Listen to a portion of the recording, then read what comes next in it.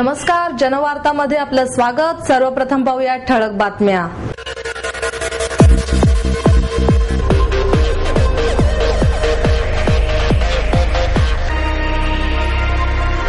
हमालीच्या नावाखाली खंडणी उकळणाऱ्यांवर लगाम लावा, बाबा आढाव यांची मागणी।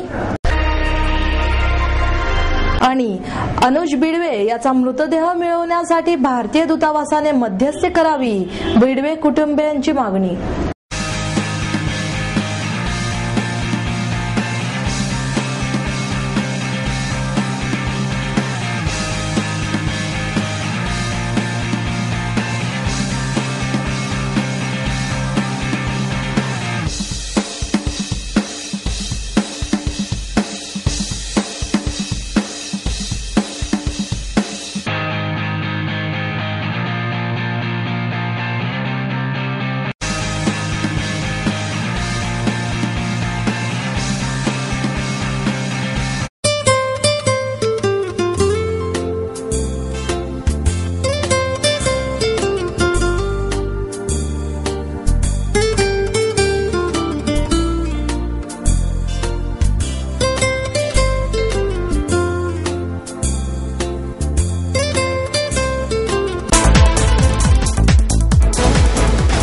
पक्षातील सगळी भांडणे मिटून येणाऱ्या निवडणुकीत एकदिलाने काम करू असे भाष्य करणाऱ्या काँग्रेस नेत्यांचा वाद शिक्षण मंडळातील अंदाजपत्रकाच्या सभेत उफाळून आला। विरोधी पक्षनेते आबा बागुल, महिला काँग्रेस प्रदेशाध्यक्षा कमल व्यवहारे आणि शिक्षण मंडळाच्या अध्यक्षा संगीता तिवारी यांच्यातील शिक्षक भरतीच्या वादाचा फटका शिक्षण मंडळाच्या अंदाजपत्रकाला बसला। सभा सुरू झाल्यानंतर गणसंख्येअभावी सभा तहकूब करावी अशी मागणी विरोधी पक्षनेते बागुल यांनी घाईघाईने दिली आणि कमल व्यवहारे यांनी त्याला लगेच अनुमोदन दिले। गणसंख्या नसेल तर 15 मिनिटांनी सभा पुन्हा घ्या अशी सूचना धंगेकर यांनी केली, परंतु बागुल यांनी कोणाचेच न ऐकता तहकुबीचा कागद थेट महापौरांच्या हातात दिला। महापौरांनीही तहकुबी वाचली आणि राष्ट्रगीताला सुरुवात झाली। शिक्षण मंडळाच्या अध्यक्षा काँग्रेसच्या आहेत, महापौर राष्ट्रवादीचे आहेत। 1 जानेवारी 2000 पर्यंत अंदाजपत्रक मंजूर करणे बंधनकारक आहे असे असतानाही 5 जानेवारी पर्यंत सभा तहकूब करण्यात आली। काँग्रेस आणि राष्ट्रवादीचा वादाचा फटका महापालिकेतील शाळेत शिकणाऱ्या 85 ते 97 हजार विद्यार्थ्यांना बसू शकतो अशी प्रतिक्रिया केसकर यांनी सभेनंतर पत्रकारांशी बोलताना दिली। पुढच्या वर्षी विद्यार्थ्यांना गणवेश, बूट, दप्तर मिळेल, शिक्षकांचे वेतन, कार्यालयीन खर्च मिळेल, परंतु शिक्षण मंडळाचा आत्मा असलेल्या विद्यार्थ्यांसाठी धोरणात्मक निर्णय होणार नाही। त्यामुळे आजच्या सभेची टिप्पणी नगर सचिवांकडून आयुक्तांनी मागून घ्यावी आणि आयुक्तांनी तयार केलेले शिक्षण मंडळाचे अंदाजपत्रक मंजूर करावे अशी मागणी केसकर यांनी यावेळी केली। शिक्षण मंडळाच्या अंदाजपत्रकासाठी बोलवलेल्या खास सभेत कायद्याला हरताळ फासून शिक्षण मंडळाची सभा चुकीच्या पद्धतीने तहकूब केल्याचा आरोप स्थायी समिती अध्यक्ष गणेश बिडकर यांनी पत्रकार परिषदेत केला। यावेळी भाजप शहराध्यक्ष विकास मटकरी उपस्थित होते। काँग्रेस आणि राष्ट्रवादीच्या अंतर्गत भांडणामुळे 1.25 लाख विद्यार्थ्यांच्या भवितव्याचा प्रश्न टांगणीला लागला आहे।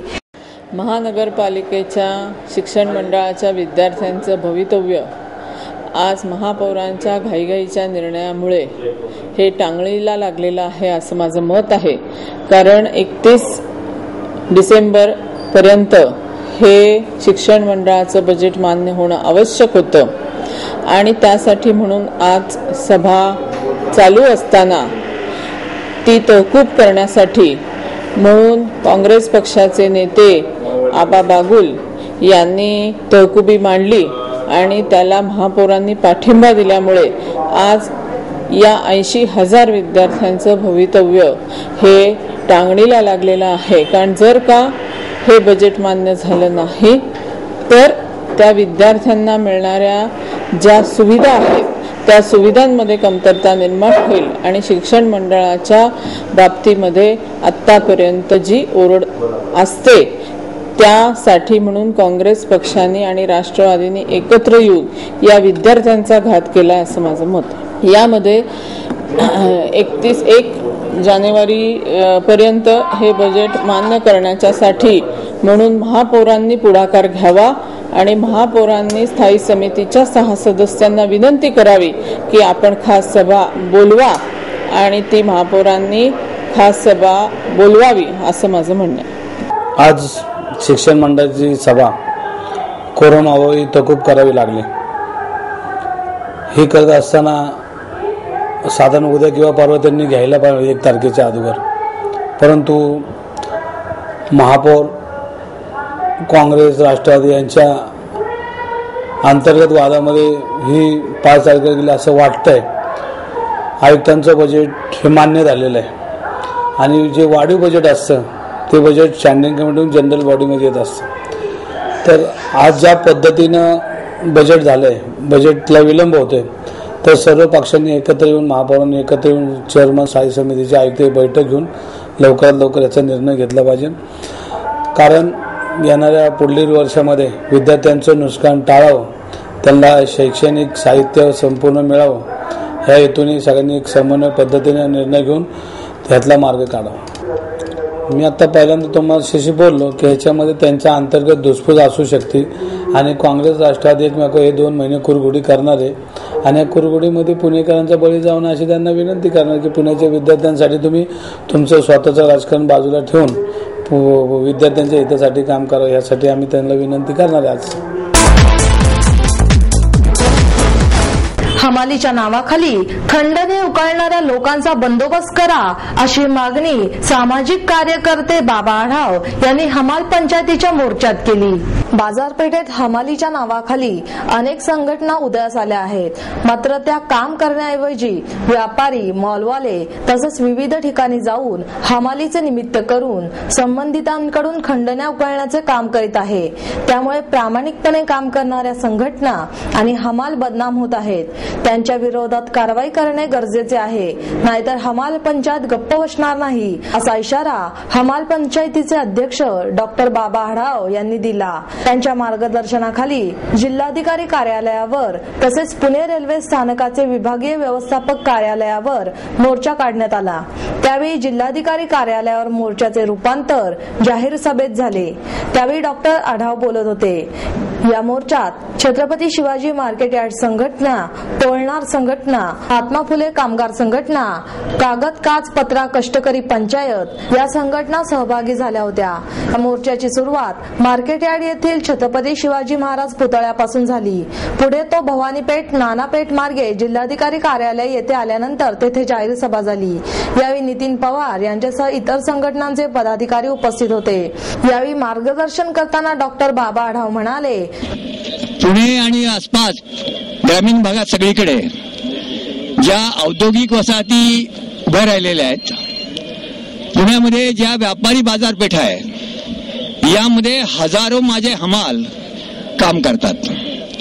आता या क्षेत्रामध्ये एक असं गुंडगिरीचं पैमान असं झालेलं आहे, वाऱ्याच्या नावाखाली किंवा कामाच्या नावाखाली हा आमचा भाग आहे, इथं कुणी यायचं नाही म्हणून ज्या ठिकाणी खंडणी वसूल झाले, काम न करता पैसे वसुली करण्याचे उद्योग सुरू झालेले आहेत. इतकंच नव्हे तर दुसऱ्याने काम केलं तर त्याचे पैसे फुकट काम वसुली ही सुरुवात झालेली आहे. याचं प्रमाण इतकं वाढलेलं आहे की आता काही ठिकाणी आता ते सगळ्यात आकडेवारी मिळेल ती मी सांगत नाही आता या ठिकाणी, परंतु याविषयी याबद्दल व्यापारी वर्ग वगैरे काय करायचं दमबाजी होते आणि याला राजकीय पक्षांचा आधार मिळालेला आहे. कोणत्याही नेत्याचा फोटो लावायचा, खोट्या संघटना काढायच्या. या राज्यामध्ये माथाडी कामगार कायदा लागू असताना सुद्धा तो कायदा बनवून ठेवायचा, त्याची माहिती सुद्धा नसायची. अशा स्वरूपाची एक अनागोंदी झालेली आहे. त्याविरुद्ध आवाज उठवण्यासाठी आम्ही आज या ठिकाणी मोर्चाचं आयोजन केलेलं आहे. आज आम्ही जिल्हाधिकाऱ्यांना निवेदन दिलंय, ते डीएसपी ना सांगतील काय करायचं ते. पुण्याच्या पोलीस कमिशनरांना आम्ही निवेदन दिलेलं आहे, ते पाहतील पुण्यामध्ये काय करायचं आहे. आमच्या मोर्चाची मागणी आहे, यातले काही लोक नॉन गुंड आहेत, त्यांना मोकाखाली अटक करून जरा दहशत निर्माण केली पाहिजे आणि बाकीच्या ठिकाणी पोलीस खात्याने हातबल दाखवता उपयोगी नाही. तातडीने हालचाली करून हे जे कृत्य आहे, हे निंदक कृत्य, याला आळा कसा घालता येईल याची कारवाई केली पाहिजे. तेव्हा तातडीचे उपाय आणि कायमचे उपाय जर केले तर उद्योग नीट राहील, नाहीतर मग सगळ्यात फ्री चालले आता आणि फुकट खाऊनची सैल वाढलेली आहे. राजकीय पक्षांना मला सांगायचंय, अशा कार्यकर्त्यांना आश्रय द्यायचा प्रयत्न करू नका. आपण देशाचं वाटोळ करतो. भ्रष्टाचाराची लढाई केवळ दिल्लीतून नाही चालणार, मुंबईतून नाही चालणार, ती गल्लीमध्ये सुरू करावी लागेल आणि त्याचं पाऊल म्हणून आम्ही आज आजचा मोर्चा काढलेला आहे. अनुज बिडवेचा मृतदेह ताब्यात मिळण्यासाठी भारतीय दूतावासाने मध्यस्थी करावी अशी मागणी अनुज बिडवेच्या कुटुंबियांकडून करण्यात आली. वर्षाअखेरच्या सुट्ट्या आणि नाताळ सण यामुळे अनुजचा मृतदेह ताब्यात देण्याच्या प्रक्रियेत उशीर झाल्यास मृतदेह भारतात येण्यास आणखी 10 ते 15 दिवस लागण्याची शक्यता आहे. अनुज सुभाष बिडवे या पुण्यातील विद्यार्थ्याचा ब्रिटनमधील मॅचेस्टर शहरात 2 दिवसांपूर्वी मध्यरात्री गोळी मारून खून करण्यात आला. नाताळ सण आणि वर्षाअखेरचे वातावरण यामुळे तपास कार्यात व्यत्यय येत आहे. त्यामुळे अनुजचा मृतदेह भारतात येण्यास आणखी 3 ते 4 आठवडे लागतील असा अंदाज मॅचेस्टर मधील प्रशासनाने बिडवे कुटुंबियांना कालपर्यंत सांगितला.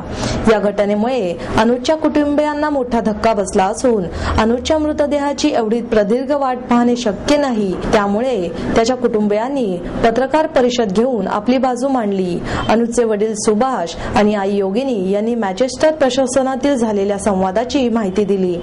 त्याप्रमाणे अनुजच्या खुनाचा तपास पोलिसांकडून सुरू आहे. तपास पूर्ण झाल्याशिवाय आणि त्यानंतर दुसरे शवविच्छेदन झाल्याशिवाय कायद्याप्रमाणे मृतदेह ब्रिटन बाहेर पाठवता येत नाही. त्यामुळे तपास प्रक्रिया वेगाने पूर्ण करून शुक्रवारपर्यंत दुसरे शवविच्छेदन पूर्ण झाल्यास मृतदेह लगेच भारतात आणता येईल. असे न झाल्यास दुर्दैवाने शनिवार ते सोमवार अशा वर्षाखेरीच्या सुट्ट्यांमुळे मृतदेह कुटुंबियांच्या ताब्यात मिळण्यास आणखी वेळ लागेल. यासाठी ब्रिटनमधील भारतीय दूतावासाने तेथील पोलिसांशी बोलून तपास वेगात पूर्ण करण्यासाठी दबाव टाकण्याची गरज आहे. तपास वेगाने होण्यासाठी भारताच्या परराष्ट्र व्यवहार मंत्रालयाने पुढाकार घ्यावा अशी मागणी बिडवे कुटुंबियांनी केली आहे. हा इन्सिडेंट 25ला रात्री झाला, तर आम्हाला सकाळी 26ला दुपारी 2 वाजता कळालं. त्यानंतर आम्ही कंटिन्युअस प्रयत्न करत होतो. ऑफिशियल्स जे आहेत, एम्बेसी म्हणा किंवा इन्व्हेस्टिगेटिंग ऑफिसर किंवा पोलीस म्हणा तिथले मँचेस्टरचे, पण संध्याकाळी 5-5:30 पर्यंत काही कॉन्टॅक्ट झाला नाही त्यांच्याशी. पण त्यांच्यानंतर आमच्या नातेवाईकांनी, मुलीने, भाचीने सगळ्यांनी प्रयत्न करून कॉन्टॅक्ट इस्टॅब्लिश केले आणि त्याच्यानंतर आम्हाला थोडी थोडी माहिती मिळत गेली. आणि 7 वाजता तिथल्या इन्व्हेस्टिगेटिंग ऑफिसरने मग आम्हाला सगळे डिटेल्स दिले की काय नेमकं झालं ते. त्यांच्याशी संपर्क जो झाला होता तो तुमच्या थ्रू त्यांना संपर्क झाला, म्हणजे तुम्हाला पहिल्यांदा? हो, त्यांनी नाही केला. नाही, तो आपण केल्यानंतर मग नंतर झाला. आणि आता मग तुमचं म्हणजे भारत सरकारच्या याच्याशी किंवा तिकडे कोणाकोणाशी काही संपर्क झालाय, बोलणं झालंय? हो, एक्सटर्नल अफेअर मिनिस्टर आहेत कृष्णा साहेब, त्यांच्या PNशी आमचं बोलणं झालं काल.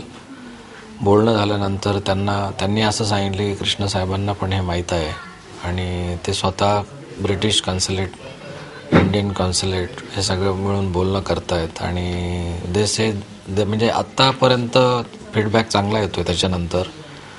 आणि त्यानंतरची डेव्हलपमेंट आहे ती मला डिटेल्समध्ये सांगता येणार नाही, because I was unable to talk to anybody. तेव्हा ह्या माझी जी भाची आहे ती कंटिन्युअस कॉन्टैक्ट में है त्यांच्या, तो she will give the details of it.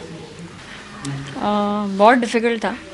Facebook पे मतलब फेसबुक पे अनुज के जो कॉन्टैक्ट्स हैं, तो प्रॉब्लम एक्चुअली ऐसे हो गया कि अनुज का फ़ोन कॉन्फिस्केट कर लिया था, इसलिए उसके साथ जो दोस्त थे उनके पास हमारे किसी के नंबर नहीं थे. तो इसलिए उन्होंने फेसबुक पे कुछ लोगों को मैसेज डाला कि अनुज हैज़ मेट विद एन एक्सीडेंट, और उन्होंने एक नंबर दिया था. उस नंबर पे मेरे मामा ने बहुत कॉल करने की कोशिश की, बट वेटिंग पे आ रहा था, लग नहीं रहा था. फिर उसके कॉन्टैक्ट लिस्ट में से एक लड़के का नंबर मिला जो अवेलेबल था, मतलब, लेकिन वो उसके साथ नहीं था. फिर उन्होंने 1-2 लोगों को लगाया जो उसके साथ गए थे मैनचेस्टर, उनका भी नहीं लगा क्योंकि उनका भी स्विच ऑफ था. फाइनली फिर एक लड़की का लगा. उससे फिर हमें वो केस नंबर और पुलिस का नंबर मिला. फिर हमने वहाँ कॉल किया, तो पीटर जो इन्वेस्टिगेटिंग कांस्टेबल है वहाँ पे, उनसे बात हुई फिर अराउंड 4:35 o'clock मेरी. तब हमें फिर उसके बाद भी कुछ 24 घंटे हमने बहुत ट्राई किया है, क्योंकि अनफॉर्चुनेटली क्रिसमस ब्रेक चल रहा है वहाँ. तो वहाँ पे जो बाकी का सपोर्टिंग स्टाफ जो होता है वो छुट्टी पे है. जहाँ पे सब कुछ हुआ वहाँ पे जो CCTV कैमराज लगाए हुए हैं दूसरे बिल्डिंग्स में, वहाँ के भी लोग नहीं हैं. यूनिवर्सिटी पे जो पोर्टर थे अब ये यूनिवर्सिटी पे नहीं हुआ, इसलिए यूनिवर्सिटी के सिक्योरिटी वाले भी इन्वॉल्व नहीं होना चाह रहे थे इसमें। तो यूनिवर्सिटी से हमें कुछ कांटेक्ट या कुछ फीडबैक नहीं मिल रहा था कि हम चाहते थे कि यहाँ से कोई जाए मैनचेस्टर। फिर पीटर से बात होती रही थी हमारी, तो उन्होंने बहुत कोऑपरेट किया है उसके बाद, लेकिन 24 घंटे it was very difficult. We tried to reach the embassy also, but again because of the break they were not in the office. So we tried to create and spread the word through Facebook and Twitter. तो जो additional secretary है यहाँ पे, उन्होंने वहाँ से हमको phone number मिला और email ID मिला वहाँ के हाई कमीशन का। वो छुट्टी पे नहीं थी, लेकिन जो एक्टिंग CGI थे, फिर उनसे हमारी कल बात हुई कुछ 24 घंटों के बाद। तो ही गॉट इन्वॉल्व। उनको पता था, लेकिन they didn't know how to reach out to us, so they had asked for an appointment with the police there. तो कल उनकी बहुत डिटेल में मीटिंग हुई है पुलिस के साथ, और अब वो इन्वॉल्व है। तो now we feel we have now communication from both ends.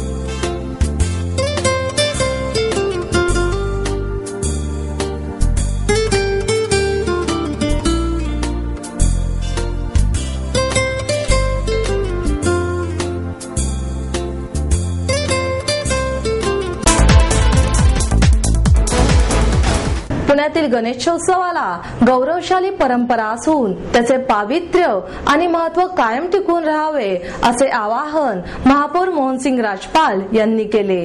Pune महानगरपालिकेच्या वतीने गणेशोत्सवातील उत्कृष्ट देखावे आणि मिरवणूक यासाठी पारितोषिक पटकावलेल्या मंडळांचा सन्मान महापौर मोहनसिंग राजपाल यांच्या हस्ते करण्यात आला। या कार्यक्रमाची सुरुवात गणेश पूजनाने करण्यात आली। यावेळी उपमहापौर प्रसन्न जगताप, मनसे नगरसेवक रवींद्र धंगेकर, दिनेश निकम आदी मान्यवर उपस्थित होते। यावेळी सर्वोत्कृष्ट देखाव्यांसाठी दत्तनगर तरुण मंडळ प्रथम, समस्त गावकरी द्वितीय, तर सुयोग मित्र मंडळाला तिसऱ्या क्रमांकाचे पारितोषिक देण्यात आले। लक्ष्मी रोडवरील शिस्तबद्ध मिरवणुकीसाठी नेहरू तरुण मंडळाला प्रथम, गरुड गणपती मंडळाला द्वितीय, तर गुरुवार्य जागोबा दादा वस्ताद तालीम मंडळाला तृतीय क्रमांक देण्यात आला। केळकर रस्त्यावरील मिरवणुकीसाठी नरवीर तानाजी आखाडा तरुण मंडळाला प्रथम, नातूवाड्याला द्वितीय, तर सराफ सुवर्णकार गणपती मंडळ ट्रस्ट याला तिसरा क्रमांक देण्यात आला। टिळक रस्त्यावरील मिरवणुकीसाठी हत्ती गणपती मंडळाला प्रथम, तर शिवदर्शन मित्र मंडळाला द्वितीय क्रमांक देण्यात आला। पुण्यातील नानासाहेब पेशवे उद्यानात नव्याने सुरू करण्यात आलेल्या साहसी खेळांचे उद्घाटन उपमुख्यमंत्री अजित पवार यांच्या हस्ते करण्यात आले। या प्रसंगी महापौर मोहनसिंग राजपाल, म्हाडाचे अध्यक्ष अंकुश काकडे, सभागृह नेते सुभाष जगताप, भाजपचे शहराध्यक्ष विकास मटकरी, राष्ट्रवादीच्या शहराध्यक्ष ॲडव्होकेट वंदना चव्हाण, शिक्षण मंडळाचे उपाध्यक्ष अप्पा रेणुसे, नगरसेवक निलेश निकम, वीरेंद्र किराड, स्थानिक नगरसेविका मनीषा घाटे आदी उपस्थित होत्या। फुलराणीतील सफर, प्राणी संग्रहालयात मोकळेपणाने फिरणारे हत्ती, सिंह आणि वाघांच्या डरकाळ्या, त्याचबरोबर इतर पशुपक्ष्यांचा आवाज कानात साठवत तळ्यातील नावेतून मारली जाणारी फेरी, अशा अनेक आठवणींना उपमुख्यमंत्री अजित पवार यांनी यावेळी उजाळा दिला। काळाबरोबर कायदे बदलले आणि शहराच्या मध्यवस्तीत असलेले प्राणी संग्रहालय बाहेर हलवावे लागले। त्याबरोबर फुलराणीचा बाजही नाहीसा झाला, ती शांत झाली असे म्हणत त्यांनी फुलराणी पुन्हा सुरू करण्याचे आश्वासन दिले। यावेळी साहसी खेळ उभारणारे BS देशमुख आणि पदाधिकारी यांचा उपमुख्यमंत्री यांच्या हस्ते सत्कार करण्यात आला।